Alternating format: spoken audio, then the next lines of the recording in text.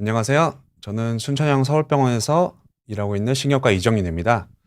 저는 주로 뇌졸중 환자들을 진료하고 있고, 오늘 후에 말씀드릴 동맥내 혈전 제거술과 같은 혈관 중재 시술을 함께 시행하고 있습니다. 작년 가을쯤 비욘디 라이브 방송에 출연했었는데, 당시에는 뇌혈관 박리를 주제로 방송을 했었고, 당시에는 저희 같은 병원에서 일하고 계신 중환자학부 박수현 교수님과 함께 출연을 했었습니다. 오늘은 이렇게 방송을 처음 하는 건 사실 혼자 하는 건 처음이라서 제가 긴장이 많이 됩니다. 그리고 막상 혼자 앉아 있으니 이게 옆자리가 좀 허전합네요. 일단 오늘 강의 주제는요, 뇌졸중 골든타임이 늘어난다입니다.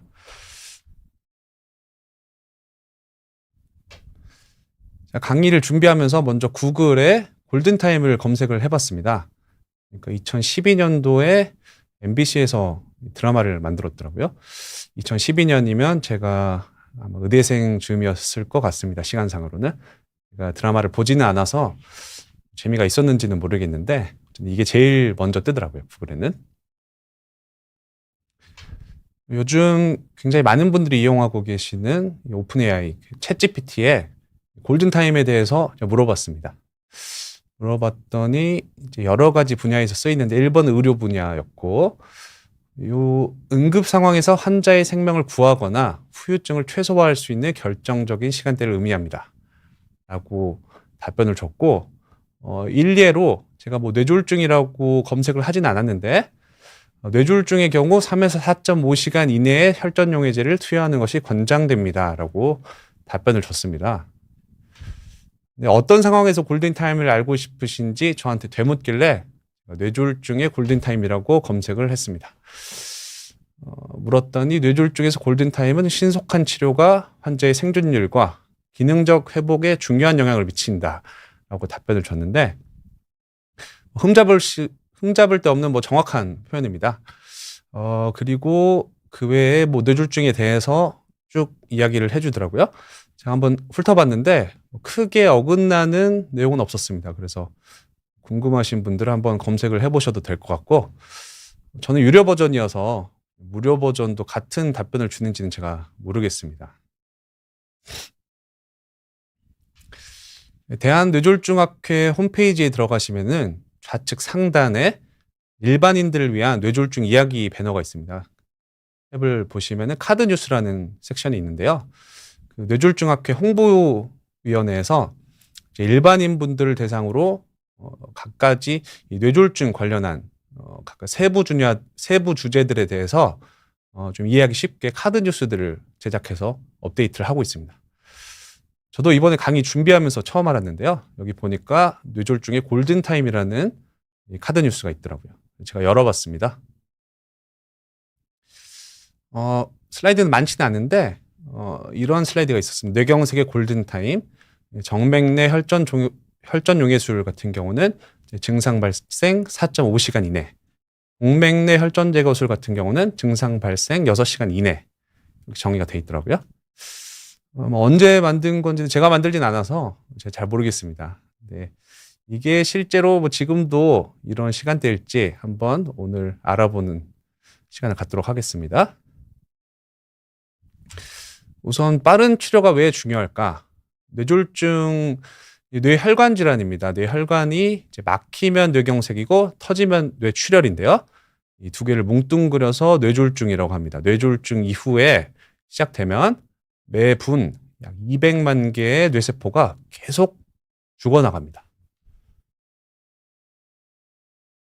미국 심장학회에서 홍보하는 것이 Time is Brain입니다. 같은 내용이 적혀 있어요. 스트로크, 뇌졸중이 있고 나면 이제 매분 200만 개의 뇌세포가 사멸한다. 여기 보시면은 요 빨간색이 이제 뇌세포가 죽은 부분이라고 생각하시면 됩니다. 이게 10분째 이 콩알만 했던 이 뇌세포가 죽은 부위가 6시간이 지나면 거의 뇌의 절반, 3분의 1 정도로 이렇게 크게 커집니다. 즉, 빨리 치료할수록 살릴 수 있는 뇌세포가 많다는 뜻이 되겠죠. 여기서 뭐 예담이지만 여기서 중요한 건 우리가 빠른 시기에 초급성기 치료라고 하는 건 이 죽은 뇌세포를 살리는 개념은 아닙니다. 네. 여기서 이 뇌세포를 살리는 죽은 뇌세포를 살리는 치료는 아직 세상에 없어요. 여기서 하는 치료가 뭐냐면 이 빨간 이미 죽은 뇌세포 말고 6시간 지나면 이렇게 될 건데 우리가 살릴 수 있는 뇌세포 더 빠른 치료를 통해서 이 살릴 수 있는 뇌세포를 살린다. 이게 초급성기 치료의 핵심입니다. 그렇다면은 어떤 증상이 있을 때 응급실을 와야 하는지 한번 짚어보겠습니다. 뇌졸중 학회에서 뭐 여러 갖가지 매스컴 통해서도 홍보를 하고 있는 증상이 4가지가 있습니다. 이웃, 손, 발, 시선 이렇게 4가지인데요. 하나씩 살펴보면 이제 첫 번째 이웃입니다. 이하고 이렇게 웃을 수 있는지. 이하고 웃을 때 마비가 있다면 한쪽으로 입이 돌아가겠죠. 두 번째로는 양팔을 이렇게 폈을 때 한쪽 팔이 이런 식으로 떨어지는지, 즉 현마비가 있는지. 그리고 발음입니다. 발음이 좀 어눌하다거나 혹은 예를 들면 뭐 비원디라는 단어를 이야기를 해야 되는데 단어가 생각이 안 나고 이상하게 버버벅거린다거나 아니면 혹은 이런 경우도 포함합니다. 그 대화를 하는데 갑자기 대화에 맞지 않는 이해를 잘 못하고 갑자기 생뚱맞은 이야기를 뭐 늘어놓는다거나 갑자기 대화가 안 되는 이런 증상이 생기는 것들을 포함합니다. 그리고 4번째로는 시선. 일반적으로 이렇게 오른쪽 한쪽으로만 보고 있진 않죠. 일반적으로는. 근데 상대방이 갑자기 한쪽만 이렇게 한쪽으로 눈이 돌아가 있다. 이 4가지 증상이 있으면은 빨리 뭐 외래를 예약해서 뭐 다음 날 간다거나 뭐 1, 2주 있다 대학병원을 간다. 이렇게 하시면 안 되고 바로 119를 신고를 하셔야 됩니다. 그러면 119에서 구급대원분들이 상황을 파악하고 가장 빠른, 가장 인근의 뇌졸중 치료가 가능한 응급의료센터로 모셔다 드릴 겁니다. 그래서 이런 증상이 있으면 꼭 바로 119를 신고를 하셔야 되고요. 그렇다면 응급실에 가면 가장 먼저 어떤 검사를 하냐? 우선은 제일 먼저 하는 검사는 뇌 CT입니다. 이유는 일단 싸고 빠릅니다. 검사 자체는 사실 1, 2분도 안 걸리기 때문에 제일 먼저 이 뇌졸중이라고 하는 것이 터지면 뇌출혈이고 막히면 뇌경색이라고 설명을 드렸습니다. 이 2가지가 증상은 사실 비슷해요. 증상으로만 구별할 수는 없습니다. 그래서 터졌는지 막혔는지를 확인을 해야 돼요. 제일 먼저 보는 것이 이 뇌 CT입니다. 제가 뇌출혈 사진을 하나 가져왔는데요. 신경과 전문의로 봐서 이런 사진을 보면 가슴이 먹먹합니다. 네. 그래서 뇌출혈이 진단되면은 제일 먼저 하는 것은 혈압을 떨어뜨립니다. 뇌출혈 혈압 떨어뜨리는 목표는 저 출혈이 커지는 것을 막는 게 목표거든요. 제가 예를 하나 가져왔는데 보시면은 이 3시간째 이 하얀 부분이 뇌출혈입니다. 이 출혈이 6시간이 되면은 조그만 했던 게 이렇게 커집니다. 이런 거를 막기 위해서 혈압을 빨리 떨어뜨리거든요. 그래서 어떤 특정 목표하는 혈압대로 떨어뜨리는 것이 첫 번째 치료고, 그 외에 사실 뇌출혈이라고 하면은 종류가 뭐 여러 가지가 있습니다. 뇌내출혈, 제가 가져온 것은 뇌내출혈 중에 일부고요.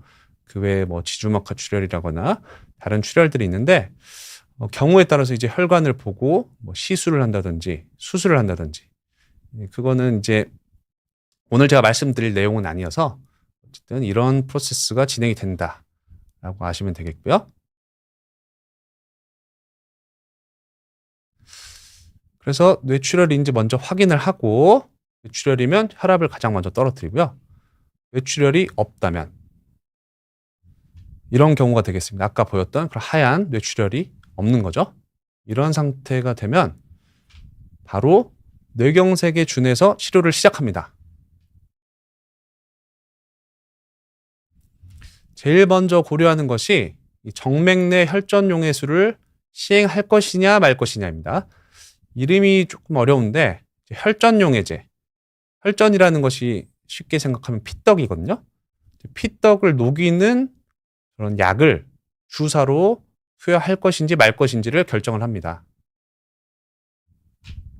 중요한 것은 증상이 생기고 나서 4.5시간 이내에 저 혈전용해제를 투여해야 한다는 것이고요. 이게 지금 현재 국내에 있는 이 혈전용해제 제품입니다. 액티라제라고 하는 것이고, 요거를 이제 수액에 섞어서 투여를 하는 것이죠. 이게 얼마나 강력한 치료냐 하냐면은, 치료 안 했을 때 대비해서 저 혈전용해제를 8명 주면 8명 중 1명은 일상생활을 아무 문제 없이 합니다. 이게 8명 중 1명이라고 하면은 조금 안 와닿으실 수가 있는데요. 우리가 흔하게 뇌경색에 쓰는 약물들, 대표적으로 뭐 아스피린 같은 것들, 아스피린이 한 50명, 100명 정도 주면 저 정도, 1명 정도 환자분이 더 일상생활을 하게 만듭니다. 즉 8명 중 1명이면 엄청난 수치라고 할 수 있습니다. 그만큼 강하고 되게 중요한 치료 중 하나입니다.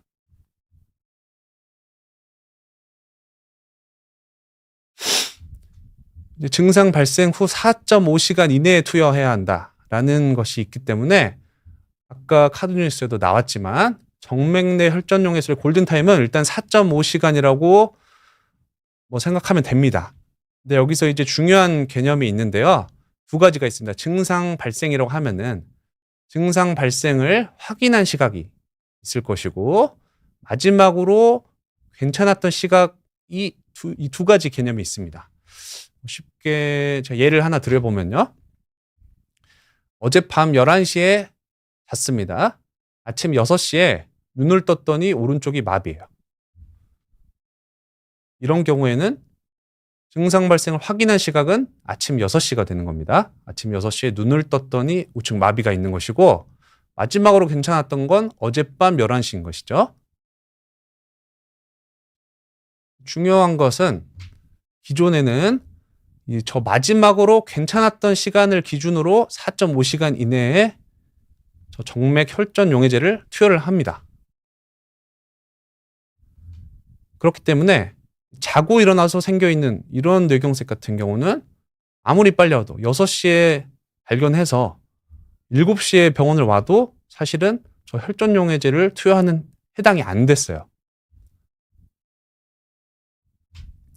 좀 최근에 이런 어떤 여러 연구 결과들이 나오면서 좀 특정한 경우들, 여기서 특정한 경우라고 하면은 뭐 특별한 그 어떤 CT, 단순 CT가 아니고 어떤 뭐 혈류를 보는 특수 CT라거나 뭐 MRI들을 활용을 해가지고 증상 발생 확인 시각을 기준으로 일부 환자들에서는 투여가 가능해졌습니다. 즉, 자고 11시에 자고 아침 6시에 깼는데 7시에 병원에 왔으면 옛날에는 사실은 해당이 안 됐어요. 근데 지금은 특정한 상황이 맞은 경우가 된다면 사실을 투여를 할 수 있는 겁니다. 즉, 골든타임이 늘어난 거죠.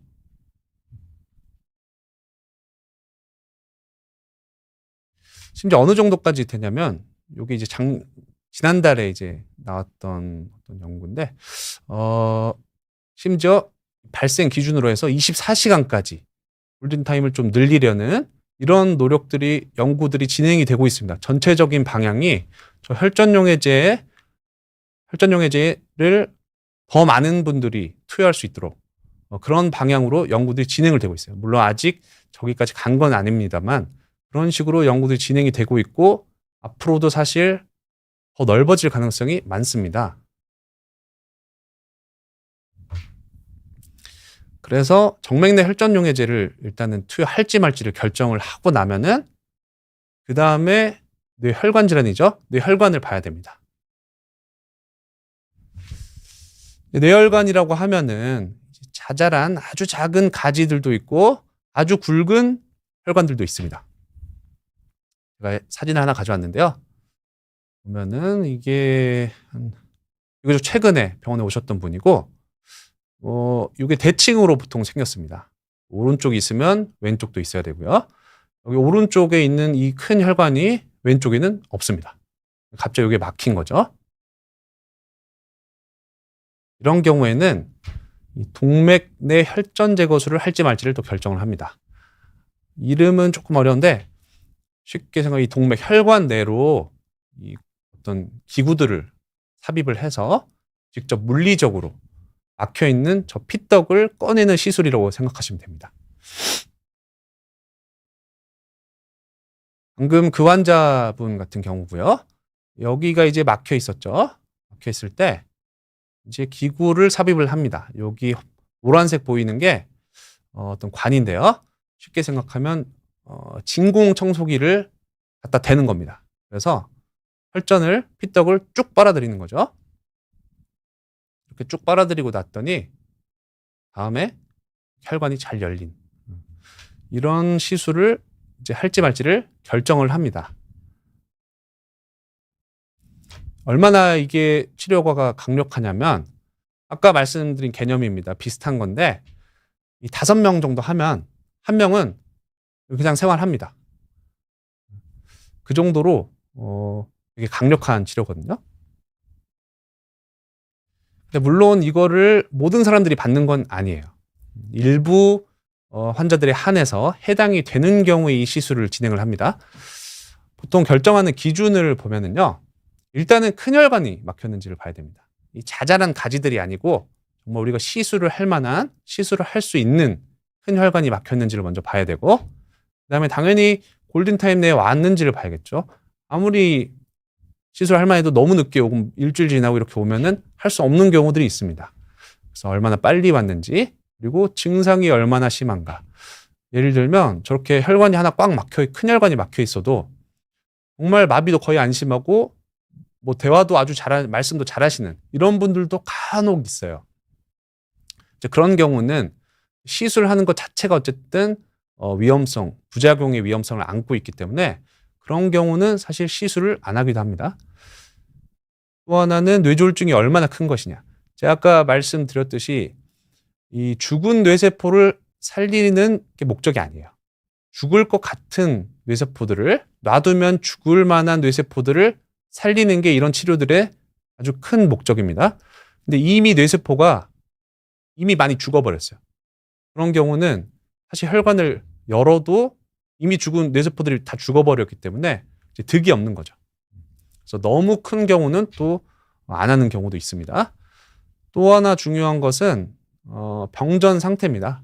그러니까 뇌졸중이 발생하기 전에 일상생활을 하셨는지 여기서 일상생활이라고 하는 것 자체가 사실은 조금 그 주관적인 개념이긴 한데 예를 들면 되게 고령이시고 한 면치매 진단받으신 지 몇 년 되셨고 거기에 뭐 고관절도 막 수술하시면서 심상생활을 뭐 요양원에서 한 지가 뭐 10년이 되셨는데 그분이 큰 혈관이 막혔다. 평소에 대화도 안 되시고 거동도 못 하시는 분이에요. 이런 경우면 사실 우리가 시술을 하는 것 자체가 큰 득이 없는 경우가 있겠죠. 이제 그런 것들을 여러 가지를 따져서 응급실에서 뇌졸중 전문의 분들이 이런 시술들 할지 말지를 결정을 하는 겁니다. 동맥 내 혈전 제거술 같은 경우는요.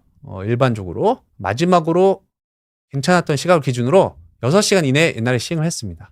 이게 벌써 한 10년 벌써라고 하면 벌써고 불과 10년밖에 안 됐어요. 이 시술 자체는 한 지가 오래됐는데 나온 지가 처음에 이제 사실 이 시술이 진짜로 효과가 있는지를 판단하는 이제 연구들을 합니다. 임상 시험들을 하는데 제일 처음에는 시술 한 것과 안 한 거에 별로 차이가 없는 거예요. 그래서 어떤 환자들에서 이런 시술을 해야 될지를 몰랐다가 2015년도에 한 6개 정도 아주 중요한 어떤 패러다임을 바꾸는 연구들이 나왔습니다. 결과가. 거기 그 연구들을 종합한 게 6시간이었어요. 6시간 이내에 큰 혈관 막힌 환자들을 시술을 했더니 그 환자들에선 효과가 있는 겁니다. 그래서 일반적으로 예전에 이제 6시간까지 보통 시술을 했습니다. 지금은 한 5년 정도 됐습니다. 5년 정도 전에 마찬가지로 특수한 경우입니다. 모든 환자들을 하는 건 아니에요. 특수한 경우에는 이제 24시간까지도 시술을 할 수 있습니다. 경우라고 하는 거는 아까 말씀드린 어떤 여러 영상 검사들을 이런 걸 통해 가지고 살릴 만한 뇌세포가 남아 있는지를 보는 거예요. 그래서 그게 어느 정도 충분히 살릴만 한 게 이득이 되겠다. 그런 경우에는 이렇게 늦은 시간에도 시술을 합니다. 또 하나 말씀드릴 거는 이 아주 큰 뇌경색. 뭐 예를 이렇게 들어보면요. 예를 들어 요 정도 크기가 있습니다. 대략 봐서 한 오른쪽 뇌 한 4분의 1 정도 될 것 같네요. 예를 들어 이 정도 크기가 이미 뇌세포가 죽어 있어요. 그렇다면 옛날에는 사실은 시술을 안 했을 겁니다. 근데 지금은 저런 경우도 아주 특수한 경우에 저런 것들도 시술을 하는 경우들이 있어요. 이거는 정말 특수한 경우들인데 이제 24시간 지나거나 아니면은 아주 큰 혈관이 아니더라도 매우 중요한 혈관 같은 경우는 예를 들면 뭐 말하는 부분이라거나 이 마비를 이 팔다리 운동신경을 관장하는 그런 쪽에 혈관이 막힌다고 하면은 그렇게 크지 않더라도 시술을 하는 경우는 있어요. 아주 제한적인 경우입니다. 즉, 이 정맥내 혈전용해술과 마찬가지로 이 동맥내 혈전 제거술 또한 골든타임이 점점 늘어나고 있는 추세입니다. 혹시나 이 골든타임이 늘어난다고 해서 이런 생각을 하실 분들이 있을까 해서 제가 슬라이드를 준비했는데요. 예를 들면 밥을 먹고 있는데 갑자기 마비가 생겼다. 혹은 중요한 업무를 보고 있는데 이제 뭔가 증상이 발생했다. 이럴 때 골든타임이 늘어났으니까 뭐 먹던 밥 다 먹는다든지 아니면은 이거 중요한 업무를 끝내고 그 다음 내가 병원에 가야겠다. 이렇게 생각하시는 분들이 있을까봐 준비를 했는데요. 골든타임이 늘어나더라도 일찍 치료할수록 결과가 좋다는 사실에는 사실 변화가 없습니다. 예. 아까 말씀드렸듯이 혈관이 막힌 시점으로부터 해서 매 분당 200만 개가 뇌세포가 죽고 있습니다. 즉 빨리 치료할수록 좋다는 거고요. 요거는 사실 뭐 영어는 안 읽으셔도 되고요. 같은 내용입니다. 시간이 지날수록 치료 효과가 떨어진다는, 즉 빨리 치료할수록 치료 효과가 좋다. 이런 연구 결과들이 있기 때문에 무조건 빨리 와서 빨리 치료받는 게 최선입니다. 그렇다면 이 우리나라에서 뇌졸중 환자들이 그러면 얼마나 병원에 빨리 갔는지 한번 살펴보겠습니다. 작년에 뇌졸중 레지스트리가 있어요. 국가 사업인데 우리나라에 한 50개, 60개 정도 되는 병원이 뇌졸중 환자들 개인 정보를 제외하고 어떤 환자들이 왔고 어떤 치료를 받았는지 이제 이런 데이터들을 수집을 합니다. 그래서 작년에 이제 스트로크 팩트 시트라는 것을 발간을 했는데요. 궁금하신 분들 구글에 검색하시면 바로 나옵니다. 이제 국내 뇌졸중 환자들이 어떻게 치료를 받고 얼마나 왔고 이제 이런 것들을 보여주는 지표들인데요. 이게 아마 2022년도까지인가 내원했던 환자들을 대상으로 아마 했을 겁니다. 보면은 전체 뇌졸중 환자에서 증상을 발견하고 3.5시간 이내에 방문한 분이 26%예요. 그리고 하루 이내, 24시간 이내에 방문한 분들이 67%입니다. 즉 한 3분의 1은 하루 지나서 다음 날 이후에 방문을 한다고 보시면 되겠습니다. 근데 중요한 게 이 골든타임이 되게 중요한데 빨리 치료할수록 빨리 치료가 커지기 때문에.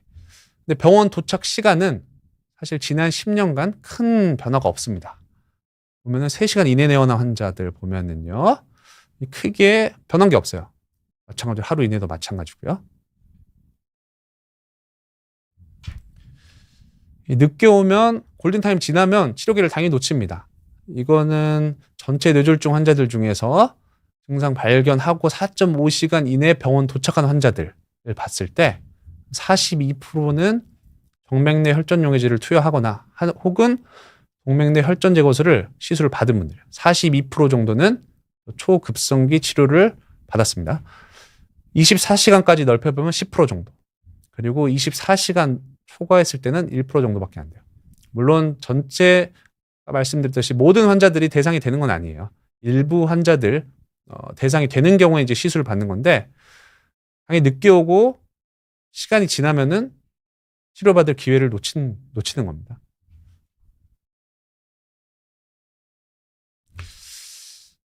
이거는 이제 얼마나 빨리 치료를 하는 것을 전 세계적으로 좀 노력을 하고 있는지 제가 보여드리려고 가져온 건데요. 앰뷸런스입니다. 앰뷸런스인데 여기 옆에 보시면 MSU라고 적혀 있어요. 모빌 스트록 유닛입니다. 쉽게 생각하면 움직이는 뇌졸중 치료실이라고 생각하면 돼요. 앰뷸런스 안에 CT가 장착되어 있습니다. 즉 어떤 환자가 119에 신고를 합니다. 뇌졸중이 의심되는 증상으로 신고를 하면 구급대원들이 판단을 하고 저 MSU가 출동을 해요. 앰뷸런스가 도착을 해서 병원 가기 전까지 CT를 찍고 만약에 출혈이 있으면 혈압을 떨어뜨리고 CT가 출혈이 없다고 하면은 물론 뭐 독단적으로 시행하진 않겠지만 제가 알기로 원격으로 진료를 아마 할 겁니다. 페이스타임 이런 거 하는지는 모르겠네요. 어쨌든 원격으로 진료를 해서 만약 뇌경색 가능성이 높다면 바로 혈전용해제를 투여를 하는 겁니다. 이런 식으로 하면은 일단 길에서 버리는 시간을 아끼는 거죠. 그래서 한 30분 정도 단축을 할 수가 있습니다. 치료받는 기회를. 사실 가장 큰 허들은 비용이죠. 천문학적인 비용이 들고 전 세계적으로 운영하는 곳이 몇 군데 없습니다. 미국 전역이 아니고 몇 군데, 유럽 몇 군데 이런 식으로 좀 운영을 하고 있고 물론 이게 상용화가 되려면은 너무 많이 남았어요. 상용화 앞으로 될지도 모르겠고 일단은 비용 자체가 천문학적이기 때문에 이런 게 이제 조금 더 상용화나 어떤 정책적으로 이슈가 되려면 연구 결과들이 사실은 조금 더 이제 나와야 됩니다. 아직은 많진 않고 특히 저 비용을 투자할 만한 가치가 있는지 쉽게 생각해보면 이런 경우들도 있습니다. 뇌졸중이라고 해서 저 MSU가 출동을 했는데 막상 가보니 뇌졸중 증상이 아니에요. 그런 경우도 있겠고 아니면은 반대로 뇌졸중 증상이 아니라고 해서 그냥 일반 앰뷸런스가 갔는데 막상 가보니 MSU가 필요한 뇌졸중이 의심되는 환자일 수도 있고 여러 가지 경우들이 있습니다. 그래서 아직 상용화가 되려면 될지도 모르겠고 많이 남았지만 개인적으로 뇌졸중을 진료하는 신경과 전문의 입장에서는 이런 것들이 좀 앞으로 상용화가 됐으면 사실 하는 바람입니다. 마무리하겠습니다. 뇌졸중 치료의 골든타임은 늘어나고 있습니다. 그리고 병원에 빨리 갈수록 치료받을 기회가 늘어나고 그만큼 빨리 치료할수록 결과가 좋습니다. 치료 효과가 커지고 그렇기 때문에 이웃 손발 시선 이 4가지 증상이 있다면 바로 119에 신고를 하시는 걸 꼭 기억해 주셨으면 감사하겠습니다. 네, 준비한 슬라이드는 여기까지고요. 질문이 있으면 제가 한번 답변을 드리겠습니다. 네. 뇌졸중은 골든타임을 넘기지 않아야 한다고 이야기를 많이 하던데요. 뇌졸중 초기 증상이 어떤 것들이 있는지 궁금합니다. 아까 말씀드린 이웃 손발 시선이요. 앞면이 갑자기 입이 돌아간다. 아니면 팔다리 한쪽으로 마비가 생긴다. 아니면 발음이 어버버 하면서 말이 잘 안 나온다. 혹은 눈이 돌아간다. 사실 이외에도 여러 가지들이 있습니다. 갑자기 삼키는 게 안 된다. 아니면은 근데 중요한 거는 갑자기 생기는 거예요. 이게 뇌졸중이라고 하는 거는 뇌혈관이 순간적으로 터지거나 막히면서 나오는 증상들이기 때문에 우리가 흔하게 생각하는 치매나 파킨슨과는 조금 다릅니다. 수개월, 길게 수년에 걸쳐서 조금씩 나빠지는 이런 게 아니고 아까 제가 일례로 들었지만 밥 먹고 있는데 갑자기 톡 힘이 빠진다. 이런 식으로 이런 증상이 나오면 꼭 바로 응급실을 가셔야 한다는 뜻입니다. 네, 다음 질문 보겠습니다.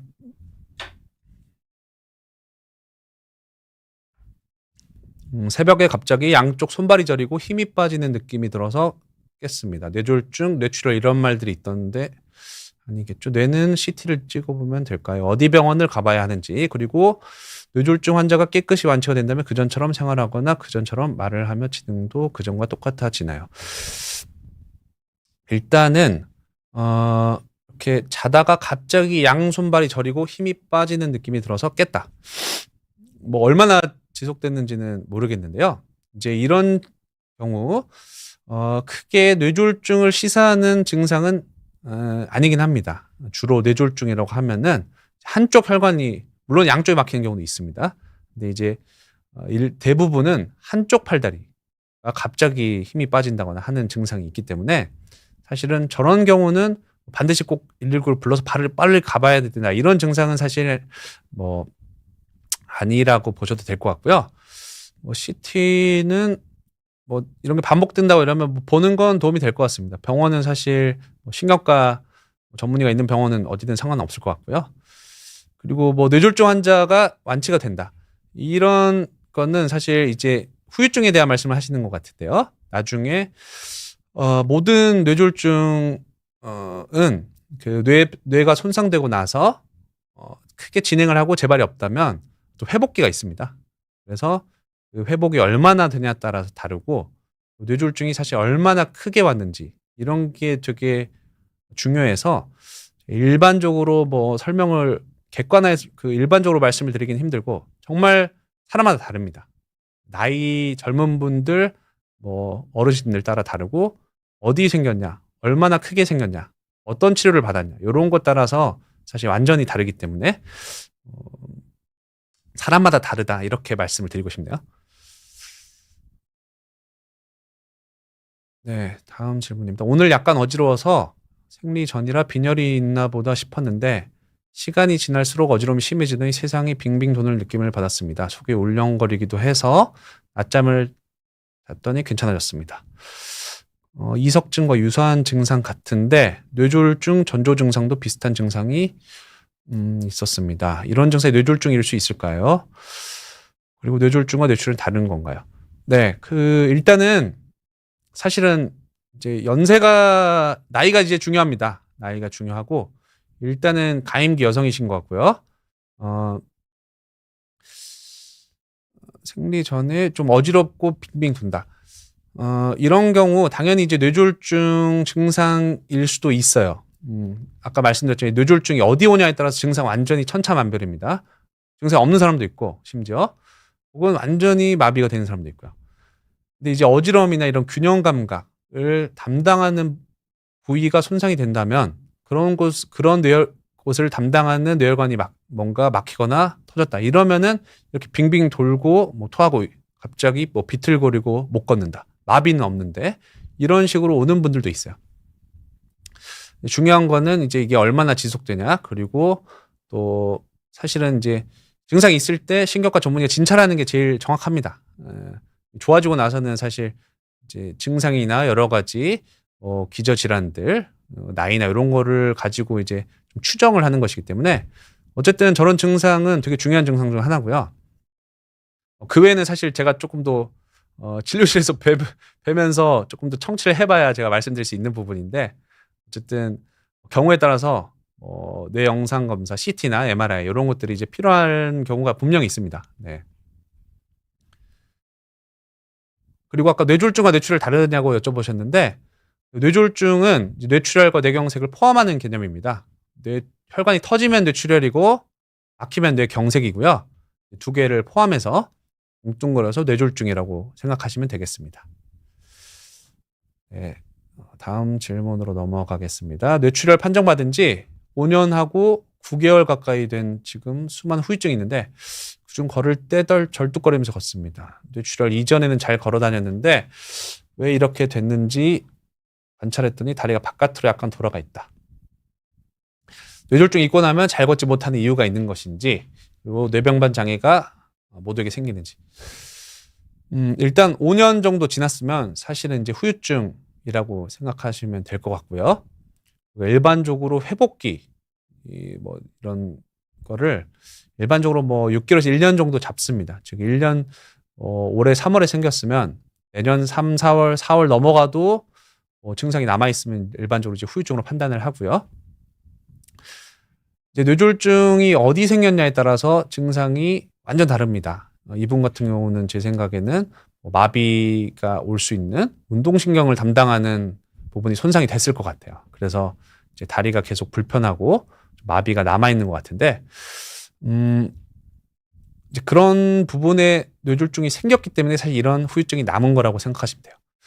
어떤 분들은 그냥 마냥 잘 걷는데 정말 뛰어다니기도 하시는데 말만 못 하시는 분들도 있고요. 아니면 균형만 안 잡히는 분들도 있고 이해만 못하는 분들도 있습니다. 심지어. 그래서 그냥 말도 계속 끊임없이 하는데 치매처럼 그냥 이해가 안 돼서 그냥 계속 말만 하시는 분들도 있어요. 그래서 후유증 종류는 되게 다양하다. 이렇게 생각하시면 되겠습니다. 다음 잠시만요. 아버님이 라쿠나 경색 이후 아무런 후유증 없이 일상생활 중입니다. 수면다운 검사를 받았는데 중증 폐쇄성 수면무호흡 판정을 받고 양압기를 쓰고 계십니다. 중증 폐쇄성 수면무호흡은 뇌경색의 직접적인 원인이 될 수 있을까요? 네, 일단은 정답입니다. 수면무호흡 같은 경우는 이제 각종 심내혈관 질환 그리고 그런 것들과 이제 연관이 있다는 게, 그러니까 수면무호흡이 심하거나 있으면 그런 분들이 심내혈관 질환이 많이 생긴다는 건 사실 이미 알려진 지 오래됐어요. 지금 저 판정도 잘 받고 양압기도 쓰시고 계시면 사실 굉장히 잘하고 계십니다. 잘하고 계신 거고, 사실 저 양압기를 쓰는 것 자체가 정말 힘들거든요. 저도 사실 작년에 좀 쓰다가 이게 너무 힘들어서 저는 사실 제 경우는 이게 제가 일부러 안 쓴 건 아니고 저는 항상 쓰면서 매일 잤는데 아침에 일어나 보면 벗겨져 있더라고요. 어쨌든 되게 힘든데 꾸준히 하고 계시다면 굉장히 잘하고 계십니다.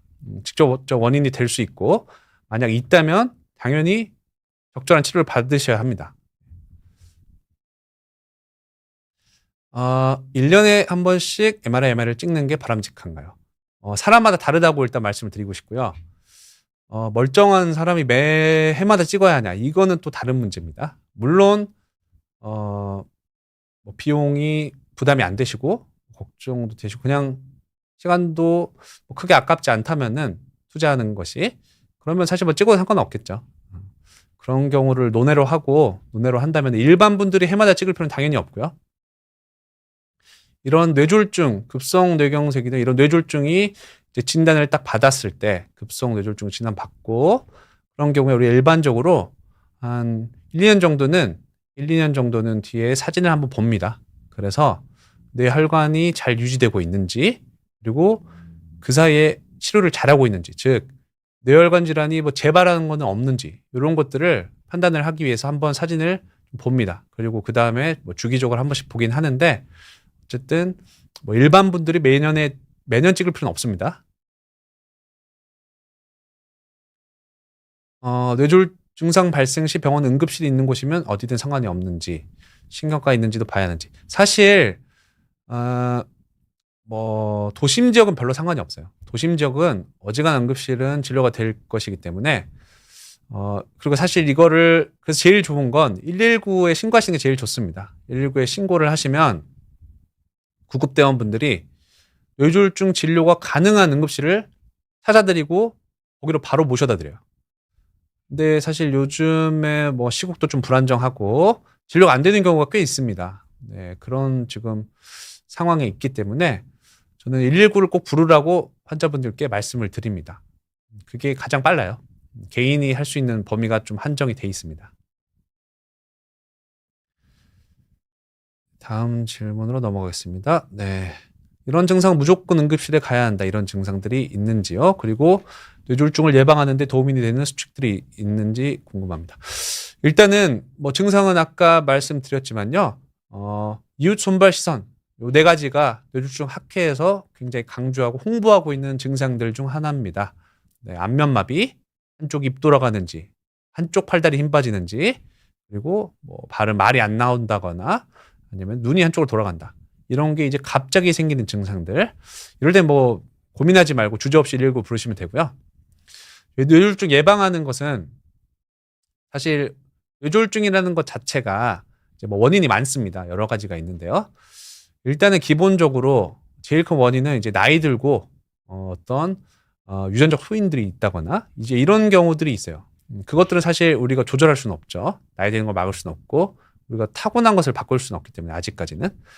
그거 외에 우리가 할 수 있는 것들, 크게 접할 수 있는 정보들과 다르진 않습니다. 만성 질환들, 기본적인 뭐 혈압이나 고혈압, 당뇨, 고지혈증, 그리고 흡연 이런 것들, 뭐 건강한 운동 습관 이런 것들이 사실 기본이에요. 그래서 다른 만성 질환들 관리하는 것과 뭐 크게 다르진 않습니다. 1차 예방은 1차 예방이라고 하는 것은 이제 뇌졸중 생기기 전이죠.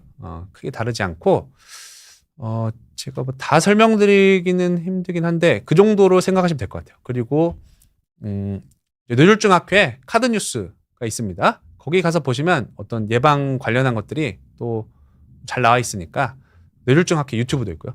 아마 보시면 좀 도움이 될 것 같아요. 그리고 2차 예방, 뇌졸중이 생기고 나서 그 다음 거 예방하는 거는 사실 이제 뇌졸중 전문의에게 진료를 받으시는 걸 추천드립니다. 추천이 아니고 하셔야죠. 네. 구안화사에 걸린 사람의 얼굴과 뇌졸중 걸린 사람의 얼굴은 모두 마비된 것처럼 보이는 걸로 아는데 둘의 차이가 무엇인지 어떤 걸로 구분할 수 있는지. 그리고 질문이 잠시만요. 뇌졸중 예방을 하기 위해 해야 할 건강검진 그리고 조기에 발견할 수 있는 검진 항목과 검사. 크게 두 가지인 것 같네요. 첫 번째는 일단 구안화사와 실제 뇌졸중의 차이가 무엇이냐. 되게 수준이 높은 질문인 것 같습니다. 네.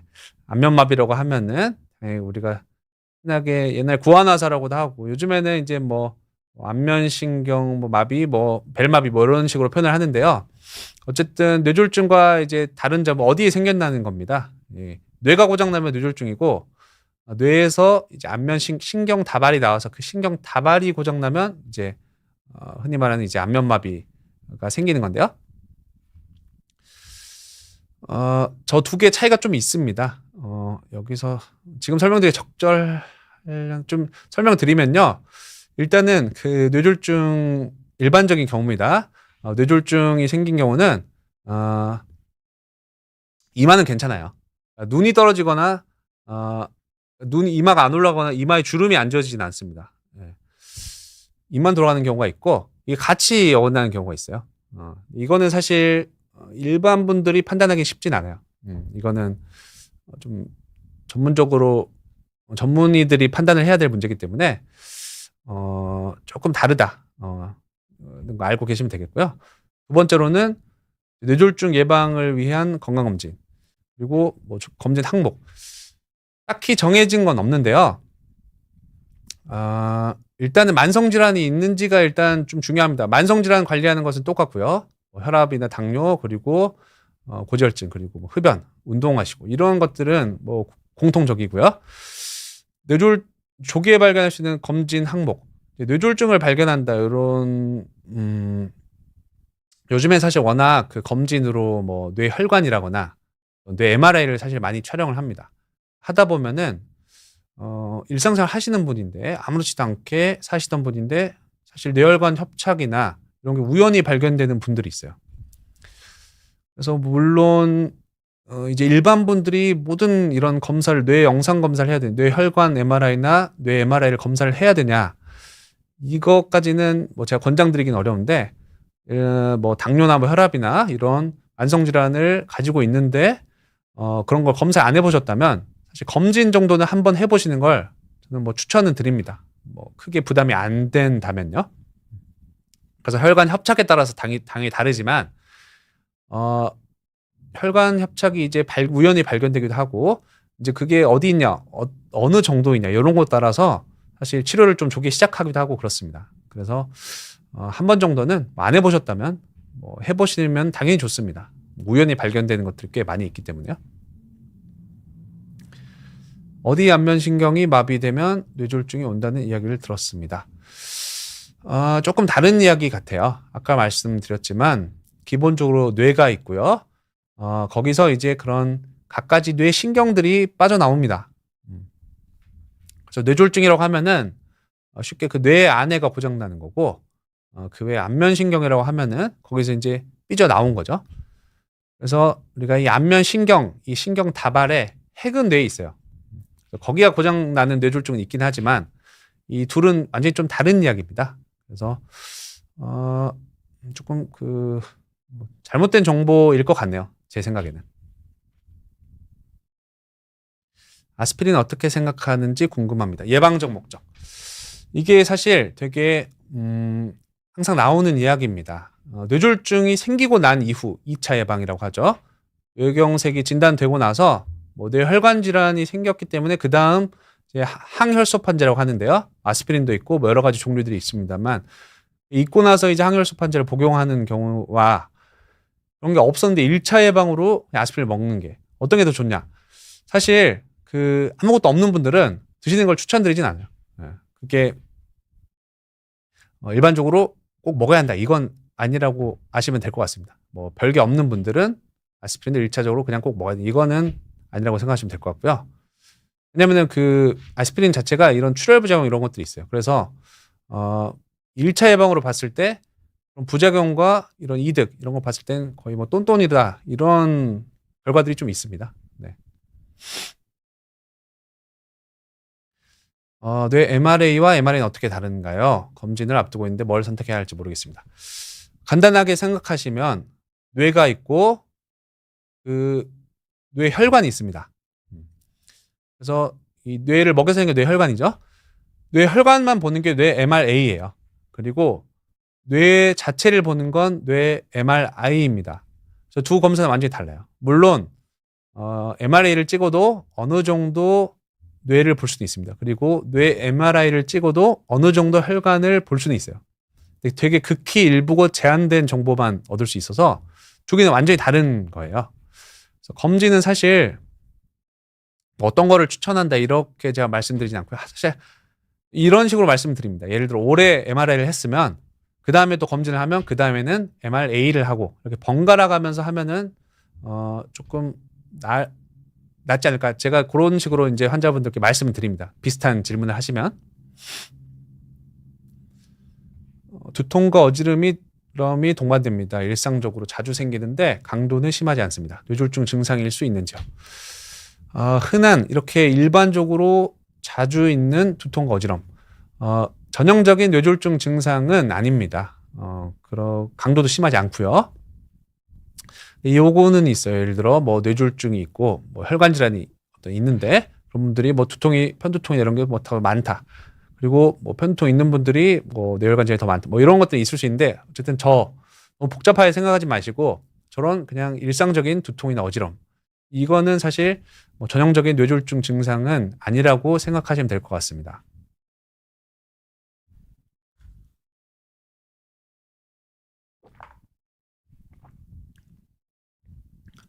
아버지께서 뇌졸중으로 인해 뇌병변 장애를 얻으셨습니다. 좌측 팔다리 마비가 있으신데 병원을 갈 때마다 가끔씩 마비된 부분에서 쥐가 나고 통증을 엄청 힘들어하십니다. 장애를 얻으신 16 정도 되었는데 처음에는 재활을 하시다가 무리가 가면 경직이 오기 때문에 재활을 그만두었습니다. 쥐가 나는 증상이 자주 있으시고 다시 재활을 하는 게 몸에 쥐 나는 증상에 효과가 있는지 궁금하다. 일단은 저 마비가 있는 부분에 사실 통증나 뭐 이상한 느낌 이런 거를 호소하시는 분들이 꽤 있어요. 그리고 사실 뇌졸중이 또 어디 왔냐가 사실 중요하긴 한데요. 저런 감각 증상이 또 유독 잘 나오는 뇌졸중도 있습니다. 그런 위치가 뇌가 고장나면은 저런 게 더 이제 많이 오긴 하는데 이제 뿐만이 아니고 사실 마비가 되면 그쪽에 근육도 많이 빠지고 관절도 막 굳습니다. 그래서 거의 뻣뻣하게 굳어서 이렇게 펴고 굽히는 것도 안 되는 분들도 많아요. 이제 그런 것들이 사실 다 만성적으로 이제 통증의 원인이 되는 것들이고요. 지금 이제 다시 재활을 하시는 게 의미가 있을지. 사실 이제 어느 정도 그런 재활치료, 어떤 물리치료, 그리고 그 관절 운동 어떤 뭐 과하지 않는 선에서, 당연히 과하면은 이미 구축이 돼버린 상태라면은 그게 오히려 뭐 골절이 된다거나, 특히 어르신들은 골다공증도 이제 갇히는 경우가 굉장히 흔해요. 그래서 잘못하면은 마사지 하다가 골절 생기는 분들도 정말 가끔 있어요. 그다음에 이제 무리 안 되는 선에서는 사실 관절이 구축을 막기 위해서라도 좀 돌려주시고 해주시는 게 사실 좋긴 합니다.